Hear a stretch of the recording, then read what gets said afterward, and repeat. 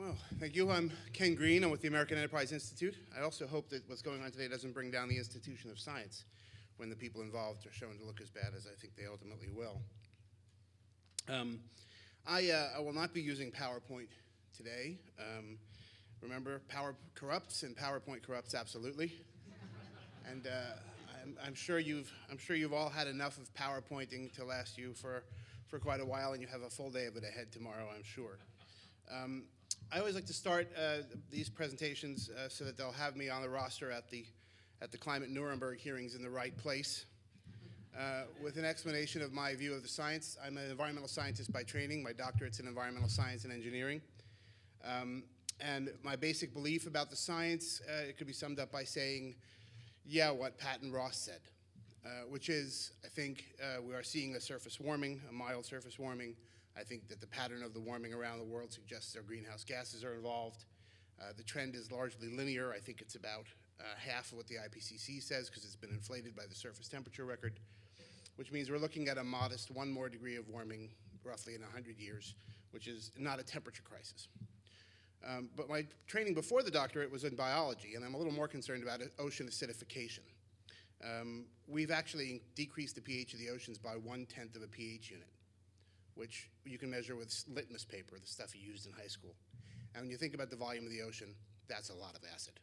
And the amount of carbon dioxide in the air could lead to another 3 to 5/10 of acidification of the ocean, which is a lot more acid. And if you're going to add bicarbonate to solve it, you need a lot of tons.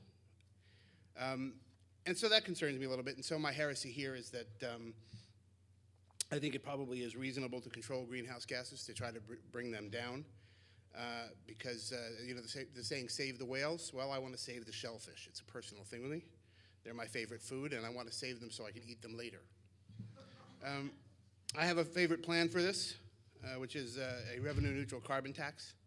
And we've published that at AEI a ways back. Anybody who wants to talk about that over beer and oysters? If you're buying, I'm talking. So we can have a party. Now, I would like to solve the problem that way, and we've demonstrated it's reasonable and affordable and even possibly economically beneficial if it's done in a revenue-neutral way.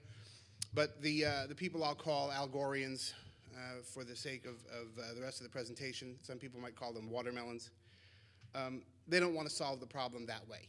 In fact, they don't want to solve the problem in any way that doesn't lead to a secondary or possibly their primary goal of extending government control throughout the economy by way of energy.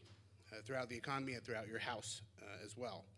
Now, the most recent thing is, this is kind of funny because I've gotten bagged on occasionally by people in the anti-climate change policy movement for this. Now we get it from both directions because, according to Al Gore, people like me are even worse than deniers, and that is we accept the problem and so forth, but we don't want his solution. So I should point out, and also they're now saying that we're insincere. We're only doing this to derail a bad thing, but we really wouldn't want to let it be implemented if we could. And I'd like to just point out that since I started in environmental policy back in the 1990s, I've called for pricing SUVs, water pollution, waste, solid waste overflows and problems, traffic congestion, and various other things. Pricing is what the literature says is the thing to do if you really want to solve a problem, which suggests the Algorians don't necessarily just want to solve the problem. What they actually want is something called cap and trade. Now, you probably all know what this is, and I'm also going to give you an analogy to help you try to explain to other people what is so bad about cap and trade, because everybody loves the sound of cap and trade. Caps are warm and fuzzy, a knowledge, a certainty that it's going to reduce things, and who can be against trade, right? After all, we've been arguing in favor of trade for God knows how long, so who could be against trade? But I want to try to give you an analogy that will help you defend against that, so we can get back to the main issue of saving the shellfish. What the Algorians and their, and I'm not mentioning any presidential candidates by name, but what their useful idiots on the other side favor is cap and trade, as I said. And what it really is it's a Trojan horse. And this is the analogy that I think is best.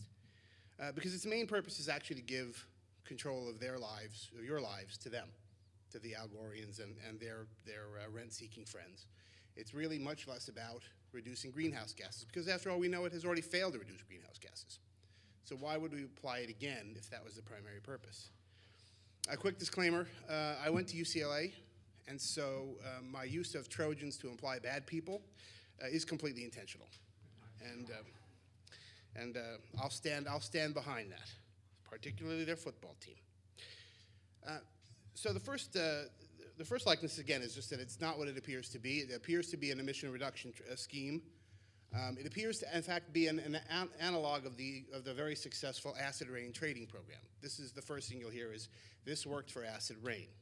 It'll work for this. Well, it won't work for this, and this is the fundamental lie, because carbon is not sulfur, and carbon dioxide is not sulfur dioxide.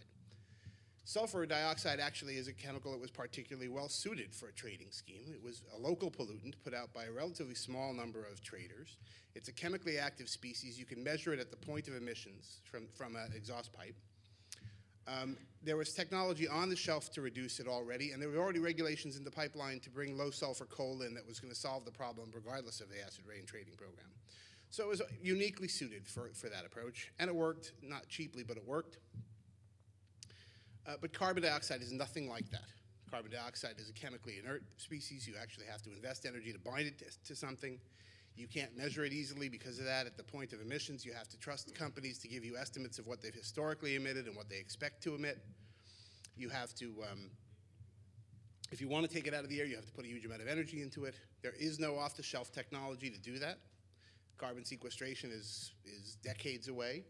And so none of the things that are in place, and there's no such thing as a low-carbon fuel, because separating the bonds of the carbon is what gives you the energy for fossil fuels. So the analogy to sulfur trading is completely erroneous and is, in fact, if you look at it on the face of it, somewhat deceptive, as a Trojan horse would be.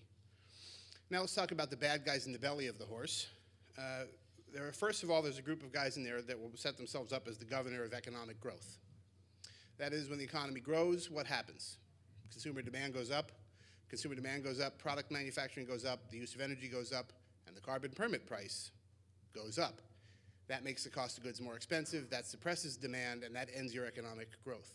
And so what you really have is you have a growth governor that will simply, you'll keep bumping into this thing, and it'll keep slamming you back down, and as the cap comes down, you'll actually choke off the economic growth over time if you lower your cap. Next group of guys in there are what I would call the Department of Fraud Creation. The incentives in cap and trade are all perfectly aligned to get you maximum amounts of fraud.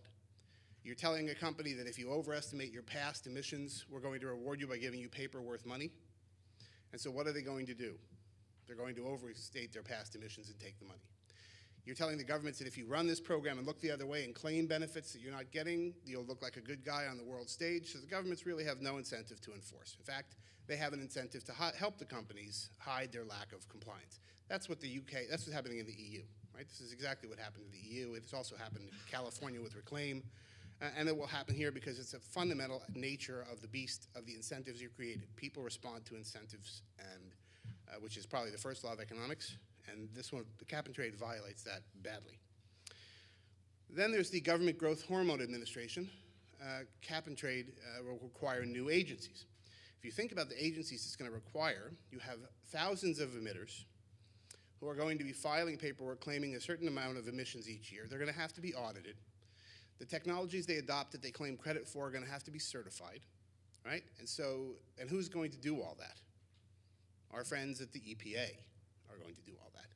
So if you're having kids, if your kids are in school, tell them to be environmental auditors, because there's going to be an army of them that has to be unleashed if cap and trade is implemented. Another division that will have to exist is enforcement, because since you've created so much fraud, if you actually intend to do anything about it, you're going to have to enforce it, and you're going to have to do that without a revenue stream, because the money in cap and trade goes from business to business. It doesn't go to the government. So the government's going to have new enforcement divisions with new money from somewhere else. Where do you suppose that's going to come from? Probably not the regulated community, probably the consuming community. Another group of bad people in the horse will be the Bureau of Energy Price Volatility. Again, it's the flip side of that same economic growth situation, which is when the economy grows, energy demand goes up, the carbon price goes up, and you have these short-term spikes until you can slam the brakes back on the economy. Well, price volatility is one of the worst things that you can try to deal with or predict on a regular basis if you're planning for energy infrastructure. So the energy infrastructure we're planning for that is already subject to intermittency, the wind, solar, and so forth, is going to be made even worse by the fact that you're going to have spikes in demand that are going to keep thrusting up against your increasingly limited and increasingly intermittent energy supply. And so the periods where you're going to basically have to shut off businesses are going to grow over time under cap and trade. Then there's a whole bunch of guys in there with shovels that we'll call the self-entrenching squad. Once you hand companies billions of dollars worth of paper, right, are they ever going to let you take that legislation away? No. They can do the basic math of America, which is, if I'm going to lose $10 billion, it's worth it for me to spend $10 million to buy a couple of congressmen or senators to preserve whatever scheme this is. Right? They'll do the math, and they'll act that way, and they'll have no choice, because otherwise they'd be fired by their shareholders, as they should be, actually, if they're doing their job. The other group we'll have is a new group I'm calling the Hangman and Undertaker Coalition, which is the people who are going to be benefiting from this are going to want to see the caps tightened. If you're holding $1 billion worth of carbon permits, or $500 million worth of carbon permits, and the government ratchets the cap down, what do your permits do? They go up in value. When does your carbon permit reach an infinite value? When carbon emissions reach 0. So you have this permanent incentive to tighten the standards and expand them to reach more aspects of carbon emissions. And just like a hangman, the only direction you're going to go is down. Gravity will take you that way. The gravity of human avarice will take you that way. Finally, you'll have a fratricidal brotherhood. That is the people in there, once they have this entrenched scheme, no other scheme will be allowed because it will undermine theirs. So they won't want the carbon tax at that point. They won't want geoengineering solutions. They won't want adaptation solutions, which we've already seen. There's a huge pressure to avoid anything that smacks of adaptation because it takes away the panic driver for the cap and trade and the regulatory solutions. Those people will be further empowered and further supported by revenues from the ones holding the papers. So I think that cap and trade is the largest threat to liberty we've seen in decades. I think it's a robust alternative is needed to stave it off, which is why I have a 2-point plan, which is to build resilience through privatization and deregulation, and to institute a revenue-neutral carbon tax. And on that, I will be glad to take questions afterward. Thank you.